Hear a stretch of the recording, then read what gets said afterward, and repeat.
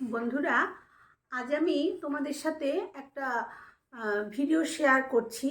সেটা ধরো যেরকম আমি প্রতিদিনের নানান রকম এটা ওটা তৈরি করা, মানে পুরনো জিনিস নষ্ট না করে সেগুলো কিভাবে আমরা কাজে লাগাতে পারি, তাতে আমাদের অনেক টাকা কিন্তু বেঁচে যায়। আমরা সে জিনিসগুলোই কিন্তু একটু কালারফুল হয় দোকান থেকে কিনে নিয়ে আসি অনেক টাকা খরচা করে, কিন্তু সেগুলোই আমাদের ঘরে ওয়েস্টেজ কাপড়পত্র দিয়ে যদি আমরা তৈরি করি তাহলে আমাদের অনেক পয়সা সাশ্রয় হয়। সেগুলো আমি শেয়ার করি। কিন্তু আজকে একটু অন্যরকম ভিডিও শেয়ার করছি, যেটা হচ্ছে আমাদের দৈনন্দিন জীবনে যে কাজগুলো আমাদের মানে করতেই হয় সেরকম কিছু ভিডিও। যেমন ধরো তারই মধ্যে একটা হচ্ছে বাথরুম টয়লেট পরিষ্কার। সেটা হয়তো অনেকের কাজের লোক থাকে তারা করে, বা বাড়িতে ব্যাটা ছেলে থাকলে তারা করে, কিন্তু আমার বাড়িতে মানে কোনো কাজই করার কেউ নেই, সমস্তটাই আমাকে করতে হয়। তাই আমি সেটাই আজকে তোমাদের সাথে শেয়ার করছি যে আমি আমার ঘর বাড়ি তো পরিষ্কার রাখতেই হয়, তার সাথে যে আমরা যে বাথরুমে অনেকের নোংরা পড়ে যায়, পরিষ্কার করতে কষ্ট হয়, খুব অসুবিধা হয়, সেটাই কিভাবে সহজ পদ্ধতিতে আমি করি সেটাই আমি আজকে তোমাদের সাথে শেয়ার করছি। পুরো ভিডিওটা তোমরা দেখো, আশা করছি ভালো লাগবে এবং তোমাদেরও অনেক কাজে আসবে। যারা ধরো সরকারি চাকরি ঠাকরি করে, বাড়িতে কেউই থাকে না, তাই তারা হয়তো কাজের লোকও রাখতে পারে না বাড়িতে কেউ না থাকার কারণে, তাদের জন্য কিন্তু এটা অনেক সহজ হয়ে যাবে নিজের ঘর বাড়ি পরিষ্কার রাখা। ভিডিওটা দেখো, দেখতে থাকো, আশা করছি ভালো লাগবে। সবার প্রথমে দেখো আমি বাথরুমে ঢুকে গেছি, টয়লেটটা দেখো কীরকম নোংরা করেছে।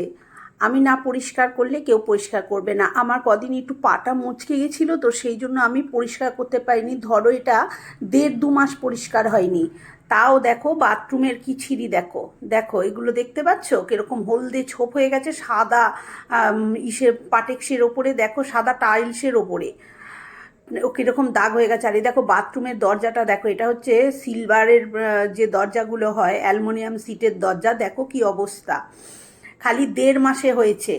এবার আমি তোমাদের এটাই আজকে পরিষ্কার করে দেখাচ্ছি। দেখো আমি এমনি প্রত্যেক 15 দিন 20 দিন পর পরই টয়লেট পরিষ্কার করি, আর বাথরুমটা আমি 7 দিন পর পরই একটু ঘষে মেজে নিই, কিন্তু পাটার অসুবিধার জন্য এটা করতে পারিনি। আমি তোমাদের আগেই বলেছি যে আমার বাড়িতে কেউ করার নেই, সবই আমাকে করতে হবে, মানে ঝি বলো, চাকর বলো, ধোপানি বলো, রাঁধুনি বলো, সবই আমি, এরকম একটা ব্যাপার আর কি।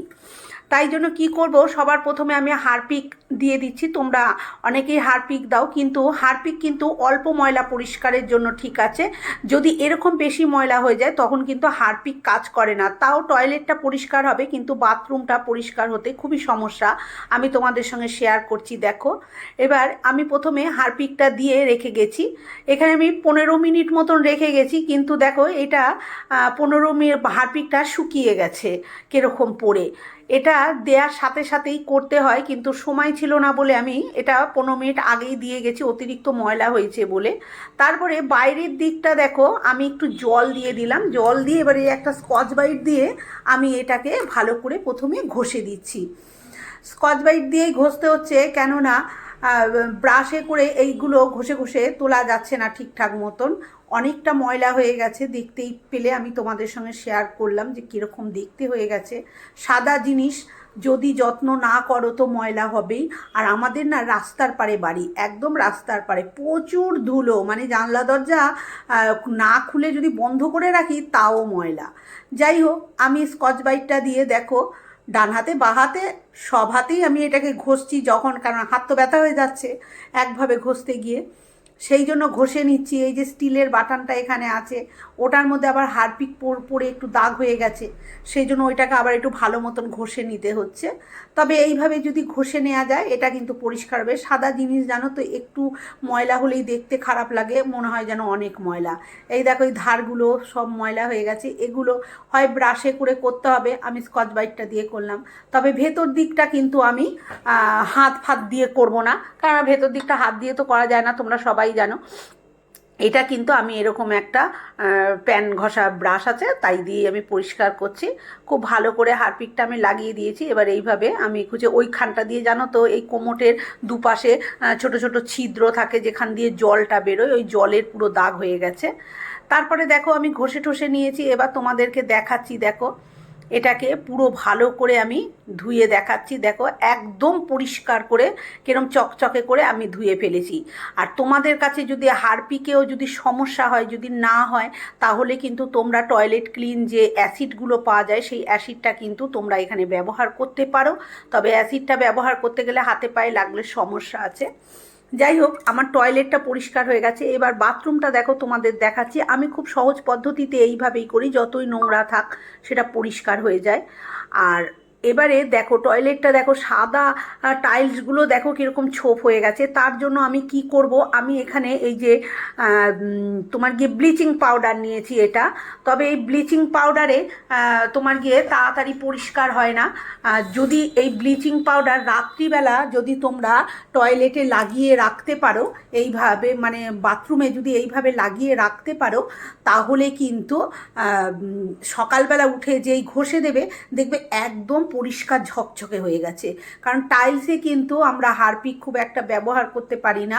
আর তোমার গিয়ে লাল রঙের যে টাইলস পরিষ্কার করার, বাথরুম পরিষ্কার করার যে ক্লিনিংটা পাওয়া যায়, ক্লিনজিংটা, কিন্তু সেটাও আমরা সবসময় ব্যবহার করি না। সবসময় আমার হাতের কাছেও থাকেও না, কারণ আমি ওটা খুব একটা ব্যবহার করি না। আমি বাথরুম কিন্তু প্রত্যেক সপ্তাহে একদিন পরিষ্কার করি, খালি এরকম ব্লিচিং দিয়েই পরিষ্কার করি। ব্লিচিং দিলে কিন্তু টাইলসের কালার নষ্ট হয় না, জেল্লা ভাবটা খুব সুন্দর থাকে। আর এইখানে কিন্তু বাথরুম পরিষ্কার করার যে অ্যাসিড আছে, অনেকে অ্যাসিড ব্যবহার করে, অ্যাসিড ব্যবহার করলে কিন্তু টাইলসের জেল্লা চলে যায়। আর যে জয়েন্টগুলো আছে সেই জয়েন্টগুলো কিন্তু ক্ষয় হয়ে যায়, মানে জয়েন্টগুলো যা দিয়ে বোঝানো আছে সেগুলোও কিন্তু ক্ষয়ে ওখানটা কিন্তু ফাঁকা হয়ে যায়। সেই জন্য আমি ব্লিচিংটা লাগিয়ে রেখেছি। তবে আমি মাত্র এখানে 10 মিনিট ব্লিচিংটা দিয়ে ঝাঁটা দিয়ে এইভাবে একটু জল দিয়ে প্রথমে ভিজিয়ে নিয়েছি, তারপরে ব্লিচিংটা ঝাঁটা করে। আর এটা করার জন্য কিন্তু এরকম একটা মুড়ো ঝাঁটা লাগবে, যে মিয়ানো যে ঝাঁটাগুলো নতুন ঝাঁটায় ওইসব দিয়ে কিন্তু হবে না। একটু অনেকদিন ঝাঁট দিতে দিতে ঝাঁটা যখন মুড়ো হয়ে যায় সেই রকম ঝাঁটাই লাগবে। এই দেখো আমি 10 মিনিট পরেই এরকমভাবে ঘষে দিচ্ছি।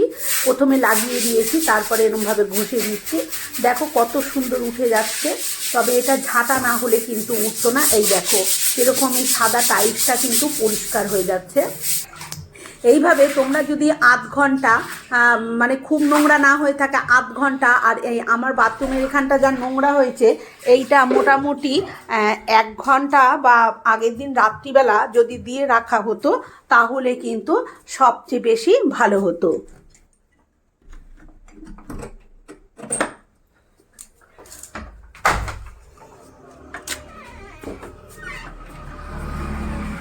দেখো এবার আমি জল দিয়েও তোমাদেরকে ধুয়ে দেখিয়ে দিচ্ছি কত সুন্দর পরিষ্কার হয়ে গেছে। এবার এই যে বাথরুমে যে দরজাটা কিন্তু অ্যালুমিনিয়াম সিটের দরজা, কিন্তু সেটাও দেখো জলের আয়রন পড়ে কীরকম হয়ে গেছে। তবে এ যা আয়রন পড়েছে এটা কিন্তু এইরকমভাবে অ্যাসিডে উঠবে না। আমি এটা একটু অ্যাসিডই দিলাম, যে অ্যাসিড দিয়ে বাথরুম পরিষ্কার করে। আমরা সাধারণত কলের চাতাল ঠাতাল পরিষ্কার করি এই অ্যাসিডগুলো দিয়ে, কলে যে শ্যাওলা পড়ে যায় সেগুলো, তাই সেটাই দিচ্ছি। কিন্তু তাতেও দেখো খুব ভালো উঠছে না, কারণ এর মধ্যে এত আয়রন পড়ে গেছে। এটা যেহেতু অ্যালুমিনিয়াম সিট, এটাকে প্রথমে একটু ছুরি বা কিছু দিয়ে বা যে তার জালিগুলো হয় সেগুলো দিয়ে একটু ঘষে নিতে হবে। তারপরে এরকমভাবে ব্রাশে করে এই অ্যাসিডটা লাগিয়ে দিলে কিন্তু এটা একদম পরিষ্কার হয়ে যাবে। কিন্তু আমার হাতে এখন সময় নেই, আমাদের খুব লিমিটেড জলের সময়, সেই জন্য জল চলে যাবে, স্নান করতে হবে, তাই তাড়াতাড়ি করে আমি এরকমই লাগিয়ে তোমাদের সঙ্গে একটু শেয়ার করার জন্য লাগিয়ে দিচ্ছি। দেখো অল্প একটুই লাগিয়ে দিচ্ছি, পরে আমি আবার করে নেব। তাও একদম কারেন্ট মানে সাথে সাথে লাগিয়েই আমি ঘষে দিচ্ছি। দেখো তবু যেরকম আছে তার থেকে কিন্তু অনেকটা পরিষ্কার হবে।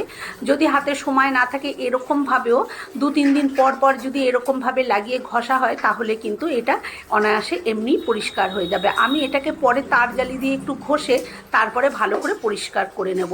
ভিডিওটা কেমন লাগলো কমেন্ট করে অবশ্যই জানিও। ভালো লাগলে একটা লাইক দিও, আর আমার চ্যানেলে নতুন বন্ধু হয়ে থাকলে চ্যানেলটি সাবস্ক্রাইব করে আমার পাশে থেকো।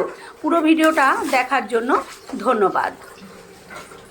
আজকের মতন এই পর্যন্ত, আবার হাজির হব অন্য কোনো ভিডিওর সাথে। ততক্ষণ ভালো থেকো, সুস্থ থেকো।